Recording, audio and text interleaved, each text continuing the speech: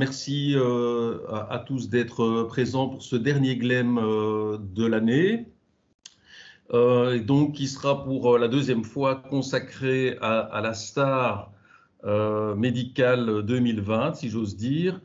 Et donc à cette occasion, Nicolas Yin, qui est microbiologiste, résident au service de microbiologie et en particulier actif sur le site, notre site Anderlecht, est responsable en fait de la microbiologie d'urgence. Et donc notamment l'année dernière, il avait mis en place les PCR rapides au niveau des services d'urgence avec les systèmes LIAT pour la grippe et le RSV. Il va peut-être nous en toucher un mot puisqu'effectivement cette année le menu est étendu à notre cher SARS-CoV-2. Il a travaillé sur de nombreuses choses et en particulier en collaboration avec Olivier Vandenberg sur les tests, les fameux tests antigéniques dont on entend beaucoup parler dans la presse. Et donc il a mené une étude sur le sujet fort intéressante et donc je vous ai demandé de nous en parler, de partager cela avec nous, et puis ensuite nous pourrons sans doute échanger sur les pratiques dans nos laboratoires et hôpitaux respectifs. Voilà Nicolas, un grand merci encore de ta participation et je te donne la parole. Bonjour à tous, merci Frédéric pour cette invitation, pour qu'on puisse présenter un peu ce qu'on a fait ces derniers temps au niveau du laboratoire. Est-ce que vous voyez bien d'abord la présentation? Oui, mais on n'est pas en mode diaporama là, tu es en mode… Toujours pas? Non. Attends, je réessaye, excuse-moi, hop. Hop, écran 1. C'est mieux? Voilà, fait. Voilà, excusez-moi. Donc, je vais vous présenter un peu ce qu'on a fait au moment plus particulièrement, enfin, ce qu'on avait un peu fait pour la première vague, mais ce qu'on a redéveloppé pour une deuxième vague, avec par rapport à la première vague, on était assez démunis, on a même eu du mal à avoir des PCR au début. Pour cette deuxième vague en Belgique, on s'est retrouvé avec beaucoup plus d'outils mis à disposition. Donc, on est passé des grandes des plateformes PCR qui, en même temps, quand on dit disponible, n'étaient pas si disponibles que ça parce que ce n'est pas non plus si répandu. Et c'était utilisé pour des analyses de routine sur lesquelles qu'on a dû arrêter de faire à un moment pour pouvoir répondre à la demande. Mais se sont ajoutés les tests rapides qui ont déjà été évoqués dans la première vague, pour lesquels le LUB avait participé à leur validation avec les tests rapides CORIS, donc les tests rapides antigéniques, et deux autres joueurs, les PCR rapides sur des plateformes de type plutôt point of care, et la proposition de passer les antigènes aussi sur des automates plus de type sérologie ou dosage spécifique de protéines. Donc, vu que là j'ai quand même une audience à plus de biologie, je ne vais pas détailler ici tout de suite les caractéristiques, mais je vais y revenir plus tard à chaque niveau. Donc, pour vous donner l'exemple de ce que nous avons dans le laboratoire au niveau du LHUB, donc, nous avions 3 plateformes M2000, maintenant on en a même 4, qui permettent de passer 92 échantillons en environ 7 à 8 heures.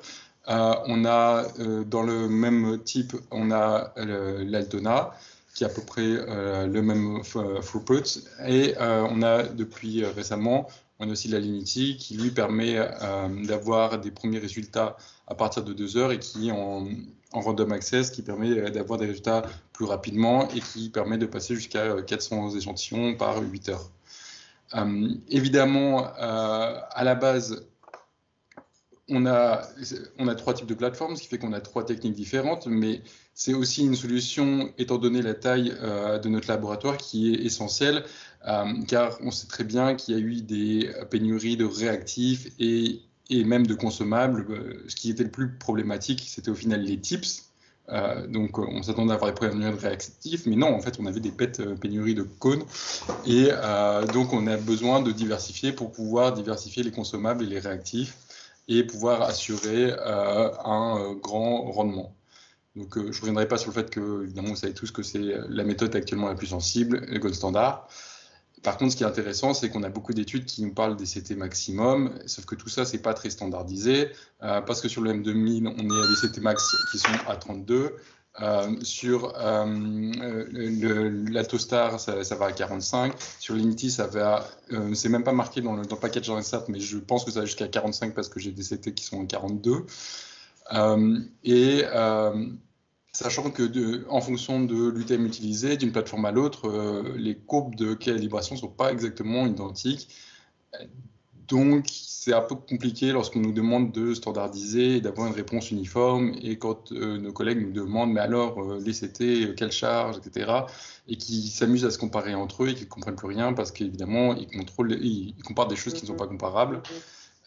Excusez-moi parce qu'on s'acharne à m'appeler. Je suis en réunion, je te rappelle. Et tout ça pour dire que c'est sûr que lorsqu'on explique à quelqu'un qui veut tester, ah mais non, on est à CT à 25, et après il nous fait, mais vos collègues, ils n'ont pas des CT à 25, ils ont des trucs beaucoup plus tardifs. Oui, mais nous, on était sur du M2000, donc rien à voir.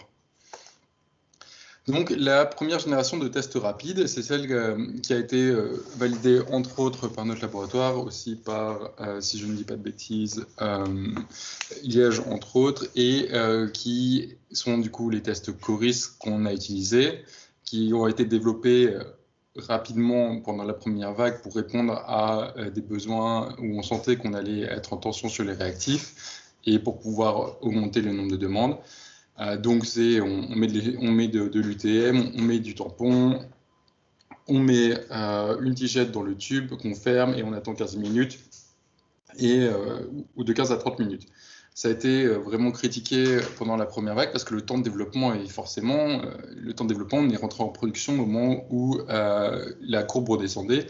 Et puis, on ne testait pas tout le monde. Pendant la première vague, on testait les patients hospitalisés, on utilisait du UTM. Tout ça fait que dans l'utilisation au niveau du laboratoire, ça marchait pas trop parce que ça filtrait pas énormément en méthode de première ligne. Finalement, ça filtrait pas tant de prélèvements que ça, surtout avec une incidence qui diminuait et un taux positif qui diminuait. Donc, ça commençait un peu rapidement, mais finalement, ça n'a pas duré très longtemps. Et surtout qu'après, tout le monde a réussi à pouvoir s'équiper un peu en PCR ou alors trouver des solutions. Ce qu'on appelle maintenant les tests de deuxième génération, enfin, deuxième génération, c'est ce que j'ai mis comme titre entre guillemets, parce que c'est pas vraiment, il n'y a rien de vraiment très neuf, hein, c'est toujours des petites bandelettes immunoenzymatiques, sauf que maintenant les major players, les gros se sont mis dessus, Abbott, BD, Roche, soit directement en les produisant, soit en rachetant ou alors en se mettant en partenariat avec d'autres firmes qui sont plus spécialisées là-dedans. Ces firmes-là ont profité d'avoir un peu plus de temps qu'en Europe pour pouvoir continuer à améliorer leurs tests. Parce que pendant qu'en Europe, on a eu un été assez tranquille et on est redescendu quand même après des mesures assez fortes en incidence au niveau des nouveaux cas, ce n'était pas le cas aux États-Unis ou au Brésil où ils ont pu faire d'autres études. Et on voit par exemple ici BD qui en plus a eu l'intelligence d'utiliser un système avec un lecteur qui permet du coup d'avoir une lecture totalement indépendante et éventuellement de connecter. Ils ont pris uniquement des échantillons secs auprès du patient dans un point of care et uniquement les patients de 7 jours. Donc, et là, ils ont eu des performances qui étaient bien meilleures comparé à ce qu'on avait. Ils avaient des performances de 85 à même presque 90% selon les études.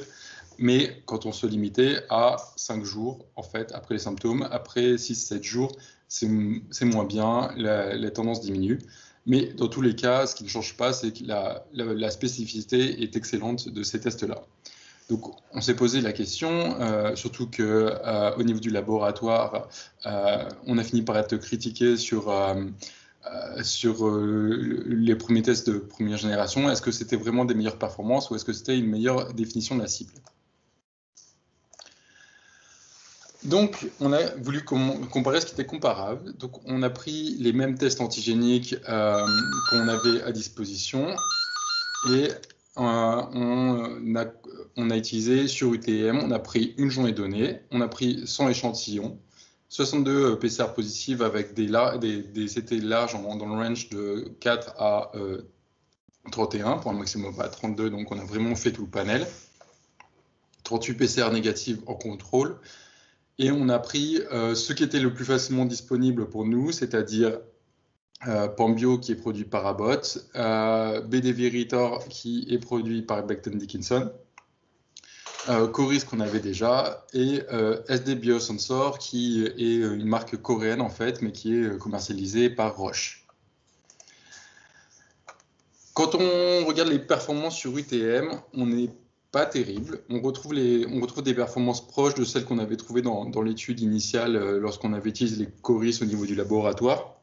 On retrouve une sensibilité qui avoisine entre 36 et 49%, enfin plutôt plus positive argument vu que c'est plutôt des échantillons choisis. Et on voit en fait qu'il y a deux choses qui rentrent en compte, c'est qu'il y a la quantité d'UTM utilisée et le facteur de dilution. Le BD Veritor est à 36,1%, mais quand on regarde, on a pris les instructions qu'ils nous ont données, ils nous ont dit 50 microlitres dans un tampon qui n'était pas mesuré, mais que j'ai mesuré à faisant 250, donc on était vraiment pour même un cinquième, un sixième. Par ailleurs, on a dû exclure, parce qu'on n'avait pas fait attention, que dans les tubes, il y avait un ZIMO. Évidemment, ça ne sert à rien de faire les ZIMO sur du dosage protéique, vu que c'est totalement lisé. Excusez-moi, parce que le secrétariat s'acharne. Voilà. Donc, notre hypothèse finale, c'est que effectivement, les UTM, c'était pas une bonne solution. C'est peut-être pour ça qu'on n'avait pas fait la bonne chose à la première vague. Donc, comme est arrivée la deuxième vague et qu'on avait quand même des besoins de réduire les temps de réponse, au niveau du laboratoire, on ne s'est jamais retrouvé dans cette situation-là, mais on sait très bien qu'on est tombé à plus de 4 jours au niveau de certains centres de dépistage et de certains de nos collègues qui étaient submergés par les demandes par nombre de villes. Nous, on a la possibilité de se fermer totalement aux demandes de villes et puis de demander un peu à nos collègues en hôpital de ressources restreintes, ce qui est beaucoup plus compliqué de faire en dehors. Donc, on a essayé de voir ce qu'on pouvait faire pour aider avec ces 4 tests antigéniques dans 2 endroits, aux urgences de l'hôpital Saint-Pierre et dans un centre de diagnostic local qui est organisé par Marc de Crolly à Uccle avec certains collègues, où ils ont installé en fait une caravane en extérieur avec des prélèvements de dépistage pour le coronavirus, où ils font dans la foulée le test, les prescriptions éventuelles et les quarantaines éventuelles. On est parti sur des recommandations de prélèvement qui étaient plus proches de celles qui ont été retenues dans les dernières études, avec 7 jours de maximum après les symptômes, selon la définition de Cienzano, et avec un petit filtre supplémentaire aux urgences pour éviter que les urgences deviennent trop un centre de dépistage au moment où on avait un peu du mal à se faire dépister, ce qui est le réservé aux patients qui avaient des comorbidités. Pour suivre les recommandations, on informait les patients qu'un résultat négatif nécessitait un nouveau prélèvement pour réaliser une PCR, tel qui était recommandé à ce moment-là par les autorités de santé. Et nous ne contrôlions pas les cas positifs parce qu'on a vu dans toutes les études précédentes qu'on est sur des spécificités qui sont supérieures à 99%.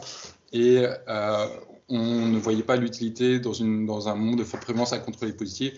Et qui plus est, ça n'aurait pas servi, vu qu'on n'a pas vraiment fait une étude, mais on a plutôt cherché à voir ce que ça donnait sur le terrain, de mettre en place les outils qui étaient disponibles dans les cadres qui existaient et de voir si ça apportait une aide réelle. Donc, on a élaboré ce petit algorithme qui reprend ce que je vous ai dit. Au niveau des performances analytiques, donc pour simplifier, ce qui est en vert, c'est ce qui n'a pas de différence significative, et ce qui est en rouge, c'est là où il y a une différence significative. Donc, premièrement, on a des performances lorsque on se met dans les mêmes conditions que les autres. On se retrouve à des performances générales de 80 et quelques %. Et on note que il n'y a pas de différence au final entre les différents fournisseurs de dispositifs. On est de 78 à 87 %, mais si on regarde vraiment dans le détail avec les intervalles de confiance, il n'y a pas de différence significative. Malheureusement, SD Biosensor a probablement pâti un peu du fait qu'on a mis un peu de temps à les avoir, donc on les a fait en redescente au moment où on n'avait plus beaucoup de cas positifs. Donc, ça a probablement joué sur la sensibilité par un défaut de puissance. Après, quand on regarde dans le détail, lorsqu'on prend le Veritor qui a eu le plus de tests réalisés et de manière à peu près identique entre les généralistes et les urgences, on a aussi des sensibilités qui sont pareilles. Donc, du moment où on a un système robuste, a priori, ça ne pose pas de problème qu'on le fasse aux urgences ou chez un généraliste. Et évidemment, ce qui était attendu, c'est qu'il y a un décrochage certain qui est supérieur à ce qu'on a vu dans l'étude. On a un décrochage, on est vraiment autour de presque 90%, à part un petit décrochage à 3 jours au milieu qu'on n'explique pas trop. Mais si on revient un peu en arrière sur celle de BD, on a aussi, de manière assez étonnante, ce même décrochage qui... je ne sais pas trop à quoi il s'explique ou si c'est juste une fluctuation, mais en gros, on est pareil dans les 4 à 5 premiers jours. J'ai pas pu isoler 5 d'un côté parce qu'il n'y avait pas assez d'effectifs, donc j'ai dû m'arrêter à date supérieure ou égale à 5. J'ai pas pu individuer les 5 jours par manque de patients qui étaient effectivement à 5 jours. Par ailleurs, on voit qu'il y a un CT qui était bas sur le Veritor, à 4,93. Donc le problème, c'est qu'on ne peut pas, pour le contrôler, on utilise les écouvillons secs pour les tests rapides, on utilise des écouvillons sur UTM pour les PCR. Donc on ne peut pas dire si c'est un problème d'échantillonnage ou si c'est un problème autre dû à la technique. Parce qu'en plus, la particularité du Veritor, c'est que comparé aux 3 autres, lui acceptait de demander des frottis narinaux, donc beaucoup moins distaux que les 4 autres, et moins distaux que ce qui est recommandé pour les PCR. Donc, quelles sont les conclusions de tout ça ? Au pic de la deuxième vague, on a réussi à éviter plus de 50% de PCR pour les patients qui rentraient dans les critères. Comme on a vu, c'est vraiment dépendant de la charge virale, mais ce qui permet d'avoir une très bonne évaluation du risque de contagiosité. La sensibilité, elle décroît assez fortement après 5 jours, même plus que ce qui est dans l'étude qu'on a vue précédemment. Évidemment, il n'y a pas de différence dans les performances analytiques telles qu'on a vues, mais la cible était mieux définie.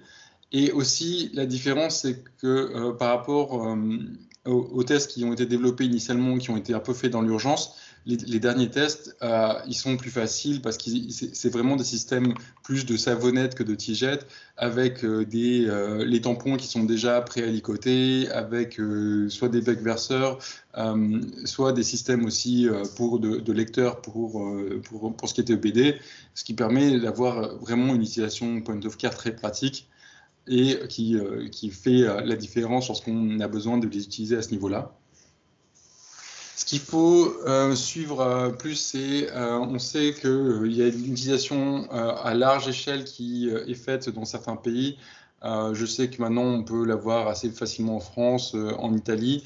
En Italie, ils se contentent même maintenant de tests antigéniques pour voyager. Je ne suis pas sûr que ce soit une bonne idée, étant donné le risque de faux négatif qui est quand même assez élevé, surtout si on sort de la cible. Et autant le mettre à disposition d'un généraliste qui est bien informé, qui sait quoi en faire, je pense que ça va bien.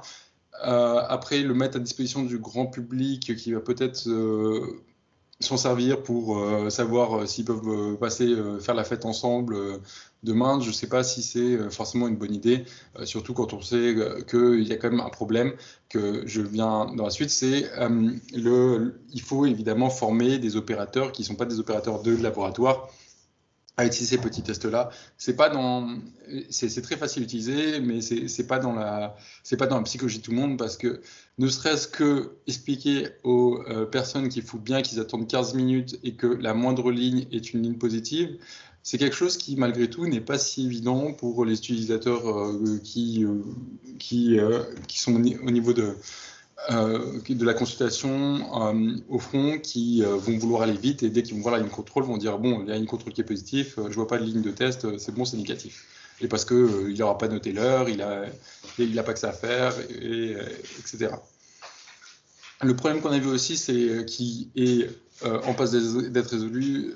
Frédéric est probablement mieux informé que moi, il me corrigera plus tard si nécessaire, qui est les problèmes d'outils de notification. Actuellement, en tant que laboratoire, on envoie des rapports à Ciensano quasiment à la minute où on a le résultat. Au niveau de la consultation du généraliste, à ce moment-là, lorsqu'on a essayé, il n'y avait pas d'outil de notification. Donc, ce qui était fait pour accélérer tout ce qui était le screening des contacts, et la mise en route de tout ce qui est hotline pour appeler les contacts, c'était qu'ils étaient enregistrés en cas très fortement suspect, ce qui permet sur e-box, sur e-health, qui permettait de déclencher toute l'investigation le temps que nous on récupère les résultats, parce que du coup il fallait qu'on récupère les résultats, qu'on les encode, et ce sont des patients extérieurs. Donc au niveau d'un laboratoire hospitalier, c'est très compliqué vu qu'il faut leur créer un séjour, ça prend beaucoup de temps. Et du coup, il y avait forcément une perte de 24 heures de temps, ce qui n'était pas le but. Au niveau des points très positifs que je n'ai pas évoqués là, était le fait de pouvoir faire une éducation aux patients immédiatement.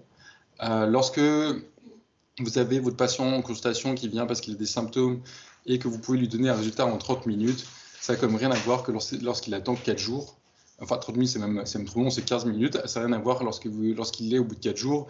Et lorsqu'on lui dit qu'il n'a pas ses résultats, imprimer qu'il est à risque tant qu'il n'est pas quelque chose, qu'il y a un papier qui lui dit c'est positif, on sait très bien, on est tous humains, on n'a pas envie d'être enfermé, surtout quand on est jeune, quand on a 20 ans, on n'a pas envie d'être enfermé pendant 10 jours à la maison, alors qu'au bout de 3 jours, on se sent mieux. Et avoir la capacité du coup d'avoir un résultat immédiat et pas comme au moment du pic de la deuxième vague où il fallait plus de temps, plus de jours pour avoir le résultat, qu'en réalité de jours que les personnes qui sont à bas risque et qui font des formes peu sévères ont pour devenir asymptomatiques, ça n'aide pas. Au niveau de la réglementation, c'est en train de changer parce qu'il n'y a quasiment pas de réglementation pour l'utilisation de ces tests rapides en médecine de ville. Les textes sont en train de venir. Après, il faudra voir comment on peut mettre ça en place sur le terrain par rapport à ce qui a été dit. Mais je pense que ça, par contre, Olivier et Frédéric ont peut-être plus d'infos que moi sur ce sujet-là.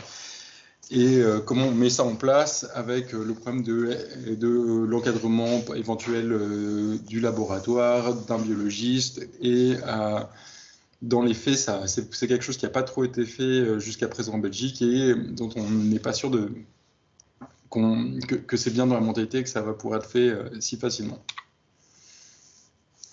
Le dernier problème que je vois, c'est que nous, ça a très bien marché. Lorsqu'on a fait, on prévenait les patients qui pouvaient refuser d'avoir ce test-là parce qu'il y avait un risque de devoir faire un deuxième prélèvement. Mais quand on leur dit, si vous faites ce test-là et que vous êtes positif, vous pouvez avoir le résultat en 15 minutes, et ben ça marche bien. C'est-à-dire que au-delà du frottis désagréable que finalement maintenant tout le monde a déjà ressenti, parce que je pense qu'il n'y a plus aucune personne dans ce pays ou en Europe qui n'a pas eu une fois un frottis nasal, clairement. Le fait d'avoir le test rapide, ça permet de totalement se passer, ça permet d'avoir une adhésion forte à cette chose-là. Ça, c'est ce que j'ai fait il y a 3 semaines, mais ça n'a pas changé depuis, donc je ne l'ai pas réactualisé. C'est pour vous montrer que, par ailleurs, on sait que le nombre de cas évolue avec le nombre de cas. Enfin, l'épidémiologie, c'est surtout une augmentation du nombre de cas récents. Et quand les cas sont récents, les CT sont plus bas. Et donc, logiquement, ça montre qu'actuellement, on n'est probablement plus au bon moment pour faire des tests rapides en ville, à part si on cible extrêmement bien les patients, parce qu'on a un risque d'avoir un nombre trop élevé de négatifs. Et c'est sûr que quand on fait plus de 90% de frottis pour pouvoir refaire un deuxième frottis PCR derrière, c'est pas forcément bien accepté. Surtout qu'avec l'hiver, il y a d'autres... on finit par avoir le nez qui coule, mais pas forcément pour un coronavirus. On finit par être un peu mal, mais pas forcément pour le coronavirus. Et que ça devient plus compliqué de savoir faire le tri. Maintenant, l'autre solution qu'on a depuis mi-novembre, qui est enfin arrivée en Belgique, c'est les tests moléculaires rapides. Donc ici, je vais vous présenter ce qu'on a fait avec le Cobas Liat de Roche, mais évidemment, il y a d'autres produits concurrents. Disponible en Belgique, il y a le GenExpert de Cepheid, mais qui est disponible avec des quantités de réactifs extrêmement faibles. Et il y a d'autres, je ne sais pas si ça a changé, mais il y a aussi d'autres opérateurs sur le sujet. Il y avait Abbott avec l'Aidino, mais qui, pour des raisons de disponibilité de réactifs, a décidé de ne pas fournir la Belgique, car ils ont d'abord fourni les plus gros pays. Donc ils ont fourni, par exemple, l'Allemagne, la France et la Corée dans leur marché hors US, mais la Belgique ne faisait pas partie du coup des marchés prioritaires, du fait d'une question simple de taille que malheureusement et d'influence que malheureusement on comprend bien. Donc, ce petit appareil il est vraiment tout petit. Hein, il fait, pour ceux qui ne l'ont jamais vu, ça fait environ 10 à 12 cm. Ça fait un peu plus de 20 cm. Et en profondeur, on est sur quelque chose qui fait environ 30 cm. Ce petit appareil, ça prend un tube à la fois réactif. Donc, c'est un tube comme ça qui est avec un bouchon, avec une protection. Il est ouvert et puis on met du prélèvement ici, on met un peu de prélèvement avec une petite pipette qui est fournie. Et après, il y a plein de petites poches. En fait, c'est des systèmes de pistons qui vont permettre de faire avancer le prélèvement dans ces systèmes de poches où il y a les réactifs qui sont nécessaires à l'extraction et l'amplification. Et tout ça en un temps assez record. J'ai oublié de mettre la diapo à jour parce que lorsque je l'ai mis à jour, je ne l'avais pas testé en live, donc j'avais encore des doutes. Et donc, tout ça, ça se fait en 21 minutes chrono, ce qui est assez impressionnant. On est quand même assez inquiet sur des PCR qui sont en 21 minutes quand notre grosse plateforme Alinity n'y arrive qu'en 117 minutes au plus tôt. Donc, on a corrélé avec la méthode de référence qu'on utilise le plus dans le laboratoire. Pour nous, c'est les M2000 vu qu'on a 3 postes. Et on voit que la droite de corrélation, elle est très bonne avec un suivi qui est bon sur des CT qui sont jusqu'à 29 sur 32. Donc on est un peu moins bon en limite de sensibilité, en limite de détection, mais en même temps, 20 minutes, c'est quand même impressionnant. Et surtout qu'on sait très bien que la signification de ces PCR qui sont à des CT extrêmement tardifs n'est pas grande en termes de contagiosité. Et par ailleurs, lorsqu'il fait ça en 21 minutes, il vous fait aussi grippe A, grippe B en bonus, ce qui est assez appréciable en prévision de l'hiver. Donc ça, c'est depuis novembre que c'est disponible, mais c'est aussi disponible en quantité limitée. Hein. On est rationné. Après, c'est un partenariat à faire avec les institutions, savoir comment on peut faire en sorte d'utiliser au mieux les stocks disponibles. Évidemment, ça a un coût. On est à des coûts qui sont supérieurs au tarif de remboursement du coronavirus, légèrement supérieurs. Après, je ne sais pas quel est le prix de catalogue officiel, mais nous, actuellement, on paye un peu plus cher. Par contre, c'est sûr qu'au niveau de l'institution, pouvoir classer surtout actuellement où on est dans des situations où on veut reprendre une activité normale, où il y a des patients qui sont aux urgences pour d'autres motifs, mais qu'on a toujours peur quand même qu'ils soient porteurs du coronavirus. Ça permet de classer les patients extrêmement rapidement en fonction des mesures d'hygiène qui sont en place dans les différents établissements, et de pouvoir un peu mieux, probablement faire un peu mieux de gestion des lits, et pouvoir faire un peu aussi de certains cas, et c'est aussi utilisé dans certains cas où on a besoin, pour rentrer dans des protocoles de recherche, d'avoir une PCR extrêmement rapide, parce qu'on aimerait avoir un traitement expérimental très très rapidement pour un patient qui se dégrade très vite en usine. Au niveau du time to result, ça n'a rien à voir, évidemment. Je vous disais que c'était 21 minutes. Par contre, ça prend... et même si il y a deux possibilités, hein. C'est soit de le mettre au niveau directement des urgences, soit au niveau du laboratoire. Lorsqu'on l'avait fait sur la version GRIP RSV l'an dernier que Frédéric avait évoqué, on voit quand même que même si on a les temps d'acheminement au laboratoire, on peut avoir des temps de réponse médians de 1,67 heures, tandis que pour l'équipe PCR Corona, là, c'était à l'époque, au tout début, maintenant on est un peu mieux. La médiane, elle est plus basse. Actuellement, on est à plus de 90% des prélèvements répondus en moins de 36 heures. Et donc, on a une médiane qui doit être aux alentours de 18, entre 16 et 20 heures.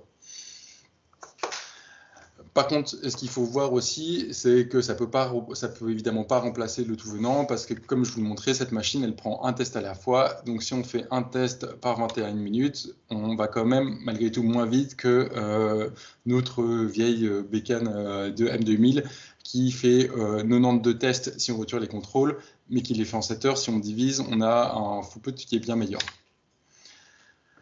Donc, ce que je disais, donc l'excellent time to result individuel, ça je vous l'ai dit. Performance près de la méthode, ça c'est fait.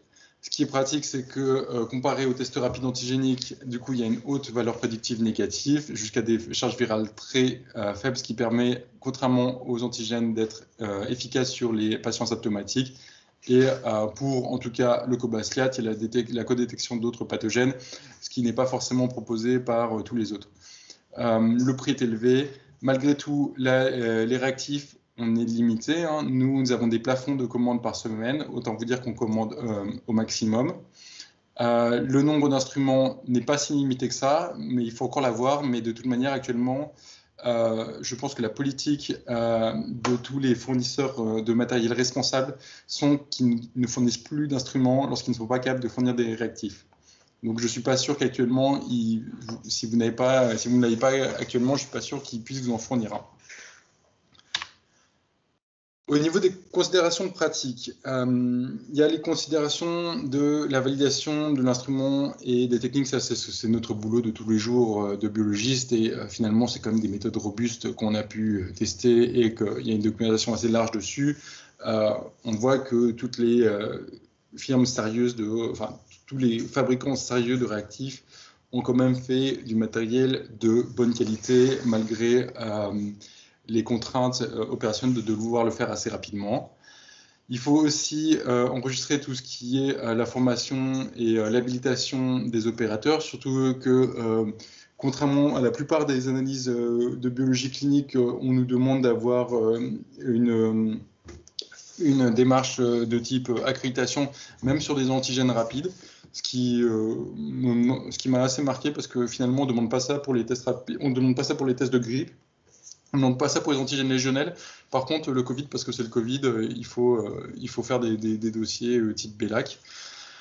L'enregistrement et le reporting des résultats, ça pose aucun problème avec les petites machines automatisées, mais comme vous vous doutez, lorsqu'on est sur des petites savonnettes, ça demande d'avoir à nouveau du papier ou de mettre en place un système de prescription électronique qui accepte que le prescripteur ne puisse être qu'un prescripteur habilité qui puisse mettre les résultats. Et de là, on découle la notification aux autorités de santé. Mais le problème, les verrous semblent être levés au niveau du généraliste, vu que d'après un mail que j'ai lu, une nouvelle application pour les généralistes est prévue dans eHealth qui leur permet de mettre directement un résultat de test rapide positif, même si je ne crois pas que ça a été, je crois pas que c'est actuellement utilisé. Je pense qu'on a eu l'information par rapport aux textes de loi qui sont en préparation ou qui vont sortir prochainement.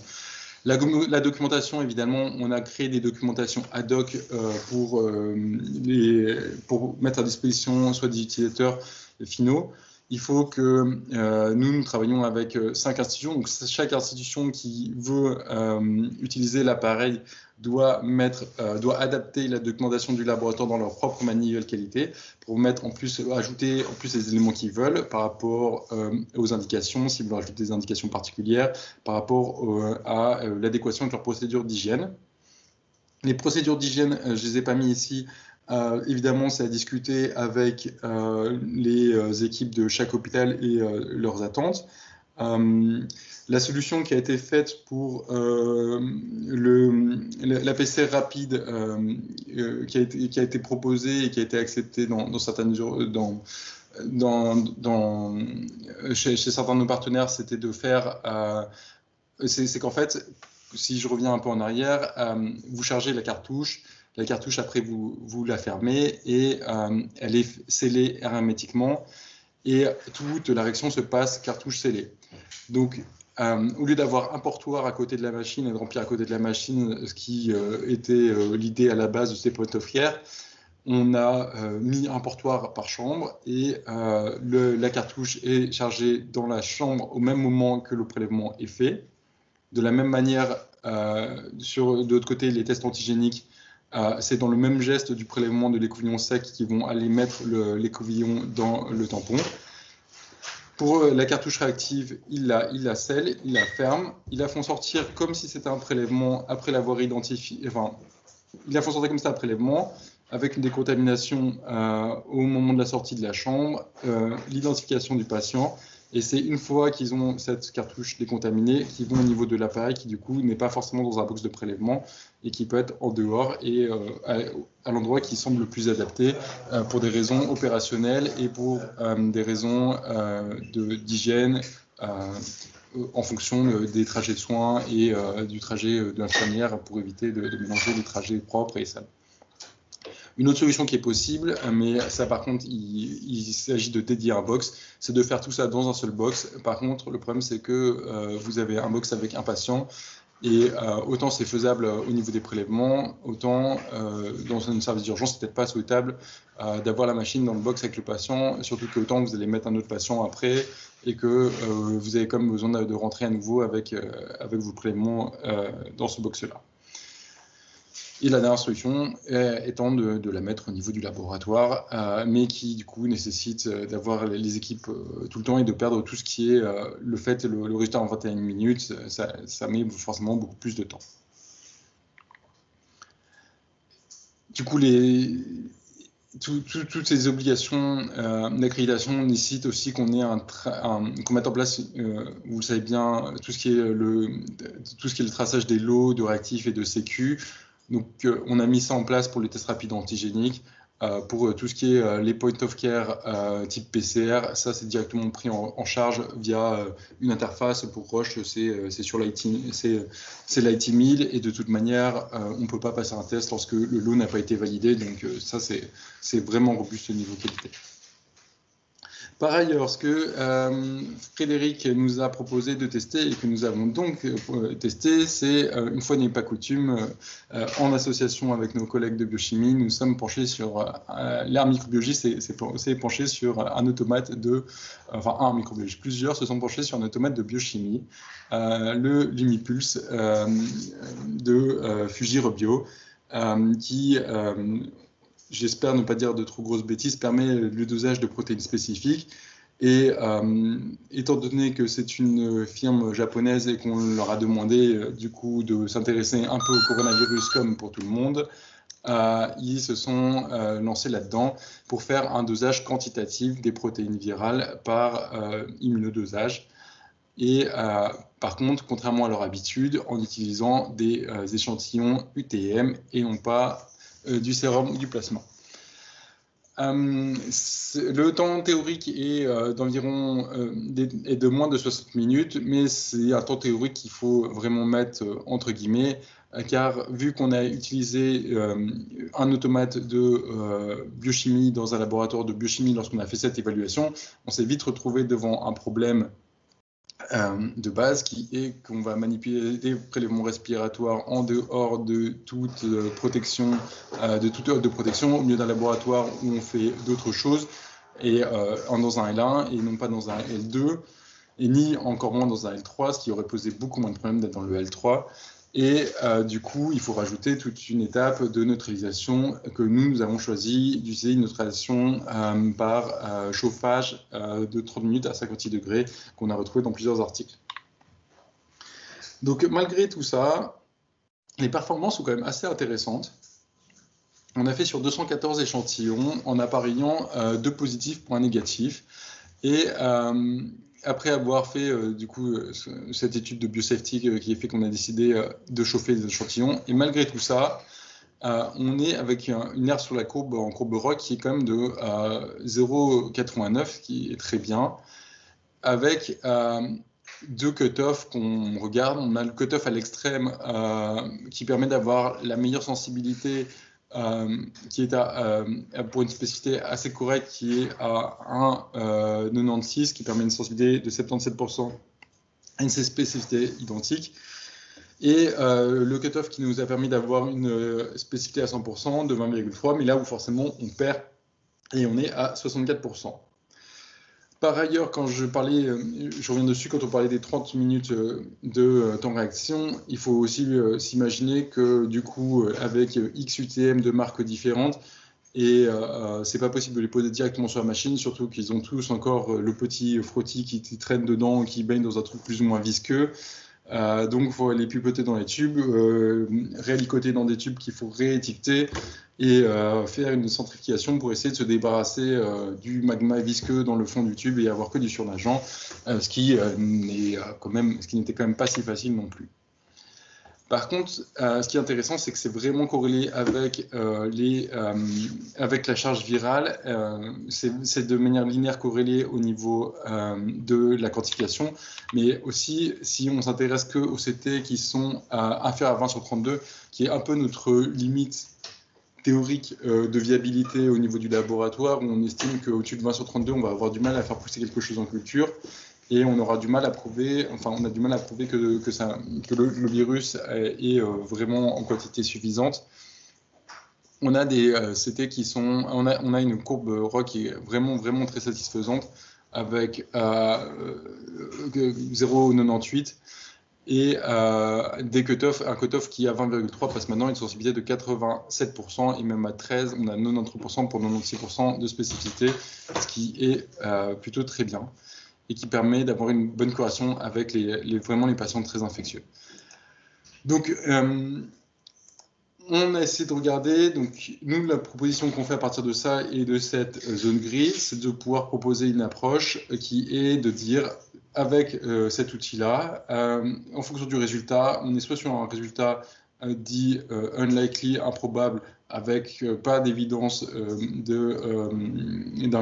Covid-19 en cours, un résultat certain, probablement à partir de 15 ou 20, il faudrait, selon le risque de faux positif qu'on accepte, pour dire qu'on a des cas confirmés, et on a des résultats possibles qui sont toute cette zone grise qui est probablement due au fait qu'on est comme sur des échantillons où il y aura du bruit de fond par rapport au fait qu'il y a du mucus, qu'il y a probablement d'autres choses qu'on ne contrôle pas bien, qui, elles, nécessiteront une confirmation PCR. Donc lorsqu'on fait ça et qu'on regarde un peu sur quelques populations qu'on a essayées, malheureusement, on a pu le faire on a terminé cette étude au moment où on avait une incidence qui n'était pas très élevée, mais on regarde qu'au niveau des contacts, finalement, certains on était bons, le possible, on en aurait rattrapé un, mais avec un CT à 31,23 en M2000, je ne sais même pas trop quelle est la valeur de ce positif-là. Il est dans la zone grise, mais il est dans la zone grise par erreur. Hein. Normalement, il aurait dû totalement se retrouver dans les unlikely. C'est plus du bruit de fond que le vrai signal. Donc là, on l'a récupéré, mais on aurait très bien pu le pas récupérer. Et on en aurait perdu un. De même, au niveau des hospitalisations programmées, on se retrouve avec on se retrouve avec deux positifs dans les possibles pour 4 négatifs. Et ce qui est vraiment intéressant, c'est que si on se met dans une démarche de screener les patients qu'on doit hospitaliser, mais qu'on est vraiment dépassé au niveau de la PCR, on voit que finalement, dans ceux qui étaient unlikely, on en aurait loupé un avec un CT assez tardif, mais on aurait quand même pu en économiser 95, ce qui est quand même assez sympathique comme chose. Donc l'idée dans tout ça, c'est pas de dire qu'on va remplacer la PCR par ce système-là. C'est ce qui a été évoqué par certains spécialistes de l'infection control, qui, étant donné qu'on a des capacités limitées en PCR, que ce soit autant des capacités de réactifs que des capacités de disponibilité, de prix, peut-être il est plus utile de faire des dépistages fréquents et moins sensibles que de faire des dépistages peu fréquents mais très sensibles. Car évidemment, typiquement, si on prend l'exemple a postéréotypé qui est ici, la première PCR, là, elle est négative, c'est bon. La deuxième PCR, elle est positive, mais en fait, on a totalement loupé la période où le patient était très contagieux, car on a loupé la période avec la charge virale élevée. Tandis que si on fait ça plus souvent, là, on ne le louperait pas, et on l'aurait à peu près au début.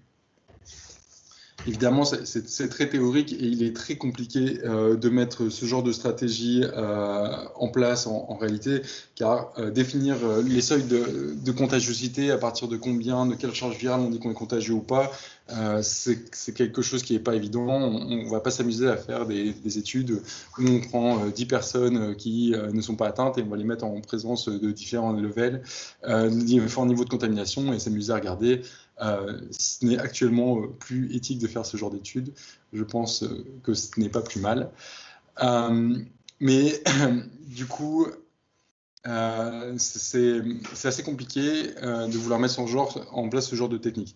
Cependant, à mon niveau, je trouve que ça reste quand même intéressant parce qu'il faut quand même se mettre dans une optique où, à certains moments, on a vraiment frôlé la catastrophe en termes de capacité de test.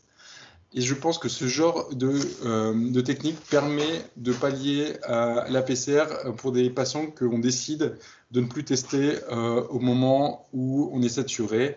On sait qu'on avait arrêté de dépister les contacts. On sait qu'on avait arrêté de dépister les voyageurs. On n'a jamais su savoir si on pouvait dépister de manière plus ou moins fréquente les patients des homes, les patients de dialyse, les patients d'hôpital de jour de chimiothérapie, l'ensemble du personnel soignant. Peut-être que si on avait voulu se mettre dans ce genre d'optique-là, ça aurait pu être intéressant. Malheureusement, avec ce genre de technique, on est quand même dépendant des pénuries du matériel de prélèvement, bien évidemment. Après, on a pris du coup tout ce qu'on a fait avec Olivier, avec Frédéric et avec l'ensemble des PG qui nous ont aussi assistés sur tout ça. Et on a regardé, on a fait le petit algorithme qu'on propose. Donc, on a mis là la détection antigénique automatisée, le Lumipulse ou autre, il y en a d'autres qui viennent sur le marché. On l'a mis pour le screening, mais évidemment, c'est actuellement pas la solution qui est proposée actuellement, qui est en place actuellement, mais c'était une proposition. Et après, s'il y a des symptômes, est-ce qu'on a besoin d'hospitaliser immédiatement le patient et on ne connaît pas son statut? Dans ce cas-là, on peut passer par un système de PCR rapide. Non, est-ce que les symptômes sont récents ou pas? S'ils sont récents, on peut faire un test antigénique rapide. Sinon, on passe directement à la plateforme moléculaire standard. Et là, la question qui avait été posée, donc positif, évidemment, là, c'est un résultat Covid confirmé. La question qui était posée et qui se pose, et je pense que le débat n'est pas terminé, c'est savoir qu'est-ce qu'on fait d'un test rapide négatif dans la stratégie actuelle. Certains pensent que si la personne est assez cortiquée et qu'on peut lui dire que forcément si elle a des symptômes un peu type respiratoire, il vaut mieux que de la mettre en quarantaine et qu'elle va suivre. Il y en a qui disaient que finalement, c'était peut-être pas grave d'avoir un diagnostic de certitude, et d'autres qui, évidemment, préfèrent se couvrir et avoir un diagnostic de certitude certain. Ça avait été évoqué, ça, dans une des recommandations de Sano. Ça a été assez fraîchement accueilli, pas forcément très bien. Après, c'est un problème de comment on perçoit la chose, et c'est pas forcément évident non plus. Donc l'idée de pouvoir avoir cette approche intégrée, c'est pas juste de pouvoir jouer à avoir 4 systèmes différents, mais c'est quand même pour améliorer le délai de rendu de résultats et pouvoir améliorer nos capacités de test, améliorer, du coup, avoir une meilleure approche de tout ce qui est contagiosité, surtout pour tout ce qui est de la médecine de ville, et évidemment diminuer la dépendance sur quelques instruments en ayant un large panel dans l'arsenal diagnostique. On évite d'être à court de munitions, comme le dirait Olivier.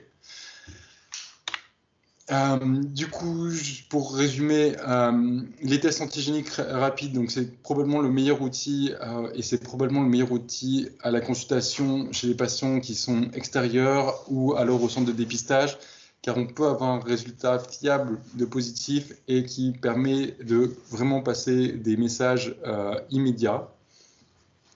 Il faut faire particulièrement attention sur les critères de sélection, et évidemment, on peut toujours tolérer d'avoir plus de 5 jours de symptômes, mais il faut savoir lorsqu'on fait ce test et qu'on dépasse les 5 jours, il faut savoir que la valeur négative, elle ne vaut plus rien. Les tests moléculaires rapides, c'est vraiment très intéressant. Actuellement, ceux qui l'ont utilisé en sont vraiment contents, et on a l'impression que lorsqu'on leur dit qu'on manque de réactifs, c'est notre faute, mais c'est pas vraiment la nôtre. Par contre, c'est vraiment, évidemment, si on pouvait faire à tout le monde des tests en 20 minutes, ce serait idéal, mais ça coûte bien plus cher, et les réactifs sont bien plus limités. La détection antigénique automatisée, pour moi, c'est un plus. C'est pas pour remplacer. Pour moi, l'utilité, ça pourrait être, à mon sens, mais peut-être les gens ne sont pas d'accord avec moi, ce serait de pouvoir tester plus sur des populations qui ne sont pas soumises, pour des raisons de disponibilité, de coût, qu'on ne teste pas actuellement.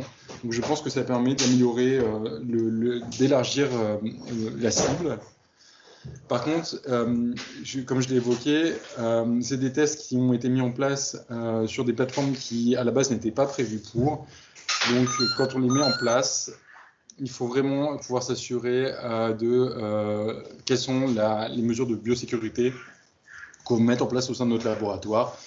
Soit alors travailler avec des équipements de protection supplémentaires dans une salle sous flux, soit prévoir un protocole de désactivation des prélèvements, sachant que d'autres maintenant viennent des méthodes de détection avec directement la méthode de désactivation, mais c'est pas forcément sur tous les kits réactifs.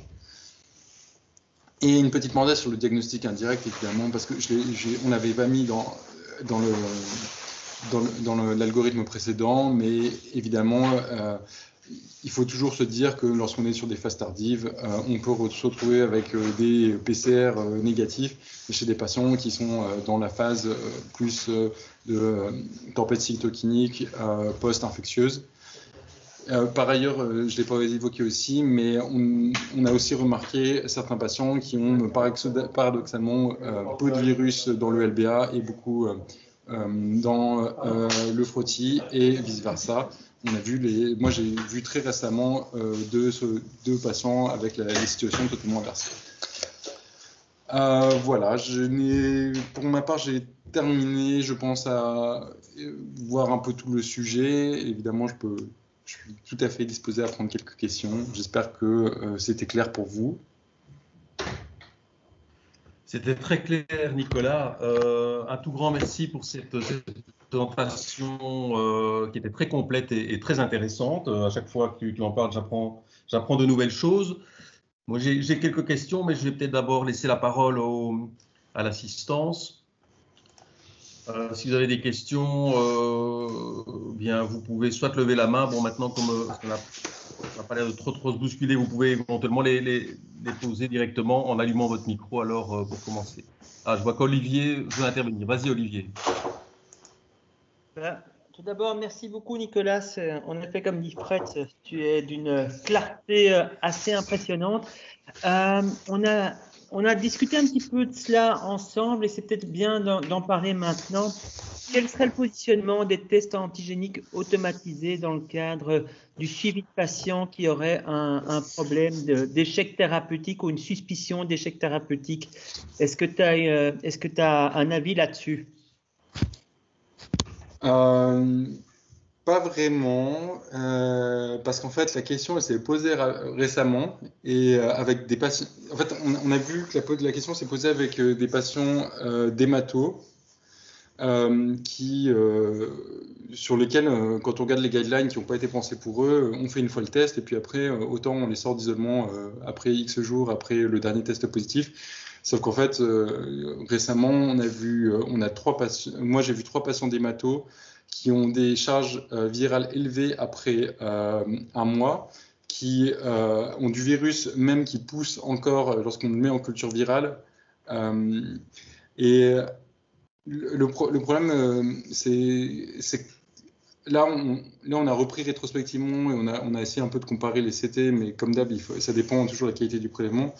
Mais peut-être que sur un suivi plus régulier, on pourrait peut-être faire quelque chose sur ces patients pour avoir un suivi quantitatif. Mais après, sur les charges élevées, il faut que je vois. Non. Le problème, c'est que les charges virales, elles sont plutôt en logarithmique et que là, pour le coup, on a un dosage qui est linéaire, donc je ne suis pas sûr que ça permette, au-delà d'une certaine, de vraiment voir des variations. C'est peut-être trop fin au niveau de la variation. Parce que la situation s'est posée avec des patients d'hémato de manière très récente où on a des patients qui, en fait, on découvre au bout d'un mois qu'ils ont toujours une charge virale élevée. Je sais. Après, on aurait pu potentiellement essayer de voir ce que ça donnait, mais il faudrait essayer en fait. Je pense qu'on n'a pas vraiment de recul sur ça. Le petit bémol que je vois, c'est que lorsqu'on compare les CT, on est sur des échelles logarithmiques et là, on est sur des échelles linéaires au niveau des antigènes.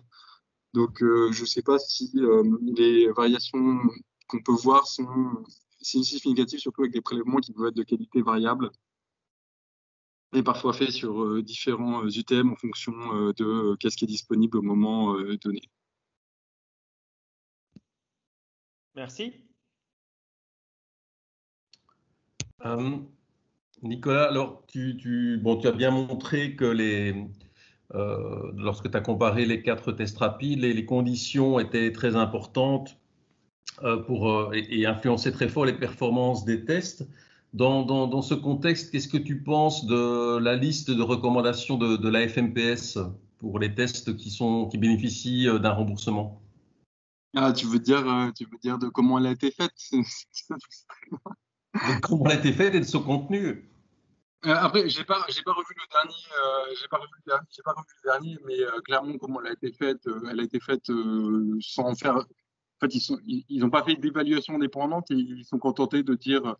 Mais personnellement, moi déjà, ça me choque que la FMPS ait son mot à dire dans le choix des réactifs qu'on utilise au laboratoire. Je crois pas que ce soit fait sur tous les dispositifs qu'on utilise. Sauf erreur de ma part après, peut-être parce que je suis naïf et que je suis arrivé récemment dans ce pays. Mais moi, jusqu'à présent, en tant que biologiste, on m'a jamais expliqué quel réactif je devais choisir sur des listes qui sont faites sur, sur, enfin, sur des données qui sont pas plus contrôlées que si on le faisait nous-mêmes, enfin qui sont même moins contrôlées que si on le faisait nous-mêmes. Donc ça, j'avoue, j'ai pas trop compris cette un peu bureaucratisation du truc. Voilà. Évidemment, nous, on a pu voir que finalement, je pense que du moment où on est un fabricant sérieux d'IMIOC, on n'est pas plus con un qu'à l'autre et on va pas forcément faire des trucs surtout là où il y avait du matériel, si on sait fabriquer ce genre de matériel, il n'y a pas de raison qu'on fasse du mauvais matériel. Après, la vraie différence qui se voit au niveau de l'adhésion et de la pratique, c'est que par contre, c'est sûr que lorsqu'on a maintenant les derniers qui sont des fabricants habitués à faire des petits trucs très pratiques, quand on a les solutions de tampons prédosées dans des petits trucs individuels où on n'a qu'à les plonger les coupillons et qu'on a déjà le bec versant dessus et des cassettes, c'est vrai que c'est beaucoup plus sexy que les tigettes de laboratoire on met dans un tube qu'on doit fermer. Et c'est ça où les tests de seconde génération gagnent contre les tests de première génération, mais pas sur les performances intrinsèques. Ouais, tout à fait.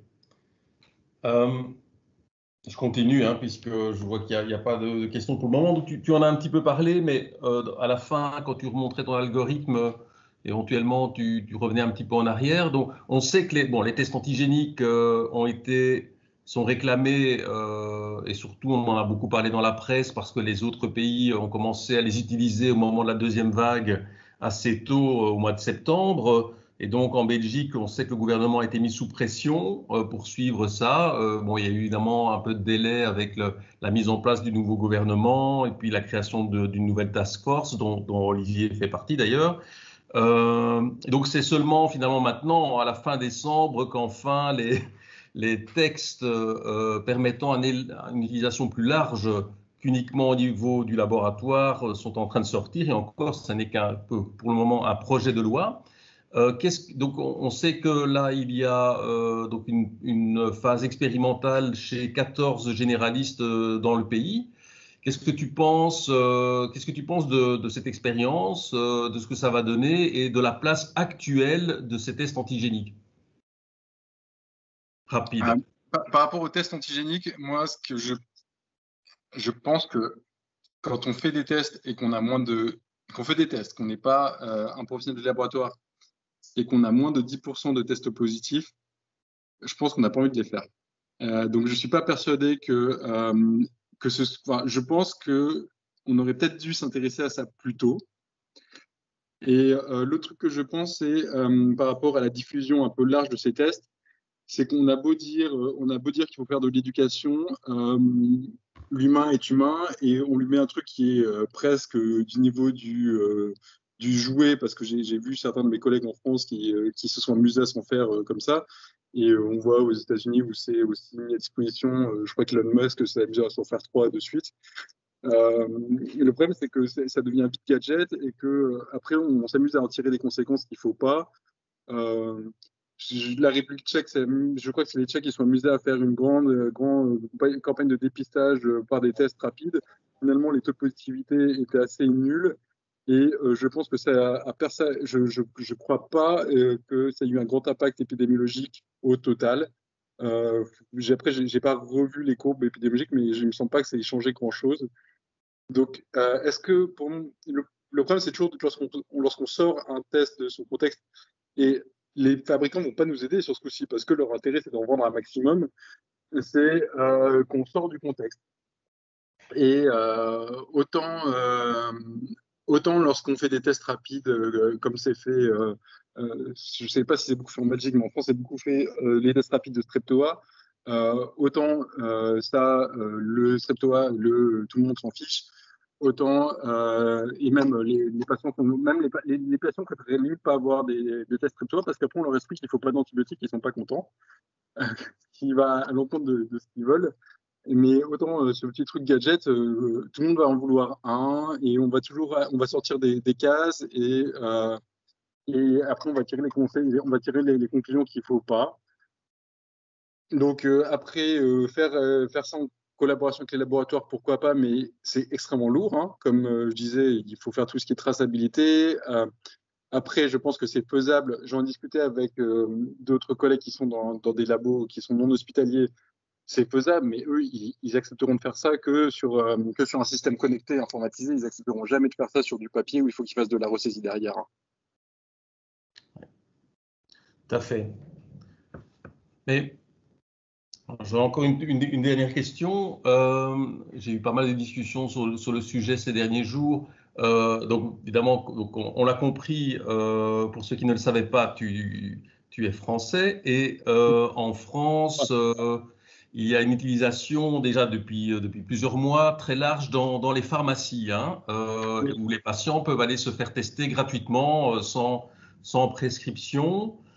Donc en Belgique, bon, on sait que les pharmaciens le font pas nécessairement de façon légale et l'APB s'est manifesté pour proposer que les pharmaciens le fassent. Certains sont très demandeurs parce que des patients le demandent eux-mêmes, évidemment, ils voient ce qui se passe à la télévision. Donc je voulais savoir, est-ce que tu as un retour de l'expérience française et de ses conséquences éventuelles, positives comme négatives? Et deux, qu'est-ce que tu penses, qu'est-ce que tu dirais aux pharmaciens qui souhaitent le faire dans leur officine, même si on peut évidemment un peu renvoyer à ta réponse pour la médecine générale? Mon expérience, c'est que c'est clairement détourné en gadget. Il y en a plein qui vont et puis qui vont comme ça parce qu'ils doivent aller voir les parents, ils s'en servent en dehors de ce qui avait été prévu. Ma recommandation, c'est qu'à la limite, s'ils le font, effectivement, qu'ils le fassent avec. Moi, j'ai vu un peu ce genre de papiers qui ont été faits en France, qu'ils le font limite avec un espèce de disclaimer, avec une limitation de qu'est-ce que signifie le résultat du test, qu'est-ce que signifie un résultat négatif. Donc, un résultat négatif ne signifie absolument pas qu'on n'est pas contagieux, qu'on n'est pas à risque, qu'il y a tout un timing aussi par rapport au fait, parce que ça a été proposé de s'en servir en post-exposition, mais on sait très bien que certains vont être symptomatiques dès J2, d'autres vont l'être J5, voire certains disent même plus tard, et que le timing pour la détection n'est pas forcément le bon en se basant uniquement sur la date du contact. Donc, si on devait s'en servir, ce serait dans ces conditions-là, mais après, il faut aussi voir au niveau de la pharmacie pour s'en servir. Je ne sais pas si actuellement, dans les pharmacies, on a vraiment envie de se mettre en équipement de protection individuelle pour suivre tout ce qui est recommandé actuellement en protection pour prélever un patient. Parce qu'en théorie, tout le monde se sert comme un gadget, tout le monde fait les prélèvements n'importe comment, mais en théorie, on est quand même censé s'habiller, mettre une visière et mettre un FFP2 avant de faire un geste qui peut faire des aérosols. Tout à fait. Donc ça, c'est vrai que au niveau belge, il y a donc le pharmacien est maintenant autorisé à faire le prélèvement, mais après une formation spécifique et qui implique évidemment les protections, hein. Ça, c'est évidemment un point fort important. De mon point de vue, le point le plus critique, c'est vraiment l'interprétation du résultat et comment le patient va l'utiliser. Donc c'est vrai que fournir une notice, comme tu le suggères, ça c'est peut-être une bonne proposition. Moi, c'est ce que j'ai vu en place, hein. C'est qu'en gros, sur leur feuille de résultat, en dessous, il y a un pavé qui explique. Après, le problème, c'est qu'on sait très bien, on sait très bien qu'on est tous humains et que on relativise toujours le pavé d'avertissement qui nous est donné, hein. Oui, c'est clair que évidemment le risque, c'est qu'un résultat négatif va être rassurant et on sait, on peut voir aussi sur les réseaux sociaux que des gens se disent j'ai fait un test rapide négatif. Je peux aller voir mes parents, on peut réveillonner, c'est pas si grave, etc. C'est certain. Olivier, tu voulais intervenir? Oui, en fait, cette discussion par rapport aux pharmaciens, l'utilisation des tests rapides en pharmacie a été faite au niveau du RAG. Et en fait, contrairement à la France, les pharmaciens n'ont pas la culture de la réalisation et des tests rapides streptocoque pyogènes depuis de nombreuses années. C'est-à-dire que les pharmacies ici n'ont pas de petits cabinets je veux dire, de réalisation du test. Et c'était une des raisons pour lesquelles ça n'a pas été soutenu. Et je pense avoir vu aussi qu'il y avait une espèce de sondage parmi les pharmaciens où seulement 40% d'entre eux étaient preneurs, souhaitaient réaliser un test rapide Covid dans leur officine. Ouais. Disons ça, je pense que par rapport au petit cabinet dont tu parles, c'est en train de changer. Les officines les plus modernes ont ce genre d'espace, parce qu'ils peuvent avoir aussi un espace discret de confidentialité pour certains échanges avec le patient. Et puis, bon, on parle de plus en plus de la vaccination. Donc, c'est des choses qui sont en train de se développer, mais c'est clair que c'est pas encore généralisé.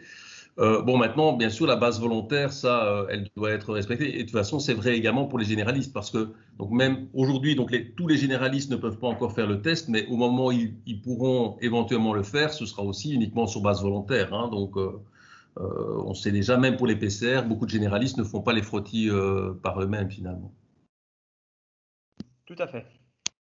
Il y avait juste, tiens, Olivier, tu parlais parce que donc Nicolas a mentionné le taux de positivité de 10% comme une limite quelque part en dessous de laquelle le test antigénique devient beaucoup moins intéressant et rentable. Et ça, c'était une recommandation aussi du RAG ou de la Task Force, mais par contre, ça n'a pas été intégré visiblement dans le projet de loi actuel, quoi. Oui, j'ai lu le projet de loi en diagonale. J'ai pas vu ce 10%. En effet, je l'ai pas retrouvé.